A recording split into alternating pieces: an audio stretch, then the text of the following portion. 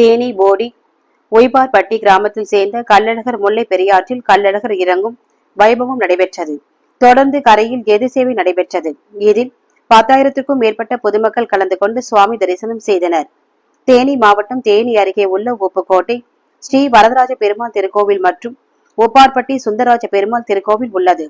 இக்கோவிலின் சித்திரை திருவிழா கள்ளழகர் ஆற்றில் இறங்கும் நிகழ்வு முன்னிட்டு உப்புக்கோட்டை பகுதியில் உள்ள ஸ்ரீ வரதராஜ பெருமாளுக்கு சிறப்பு பூஜைகள் செய்யப்பட்டு இதனைத் தொடர்ந்து இரவு சொக்கப்பர் கொளுத்திக் கொண்டு சாமி வீதி உலா செல்லும் சாலைகளில் கொண்டு செல்லப்பட்டனர். அதன் பின்பு கள்ளழகர் வேடம் அணிந்து குதிரை வாகனத்தில் உப்புக்கோட்டை கிராமத்தில் உள்ள முக்கிய வீதிகள் வழியாக வீதி உலா நடைபெற்றன. அதனைத் தொடர்ந்து ஸ்ரீ வரதராஜ பெருமாள் மூலஸ்தானம் கோவிலில் இருந்து சுவாமி கள்ளழகர் குதிரை வாகனத்தில் பச்சைப்பட்டு உடுத்தி குதிரை வாகனத்தில் 7 மணி அளவில் முல்லை பெரியாற்றில் இறங்கும் வைபவம் நிகழ்ச்சி நடைபெற்றது.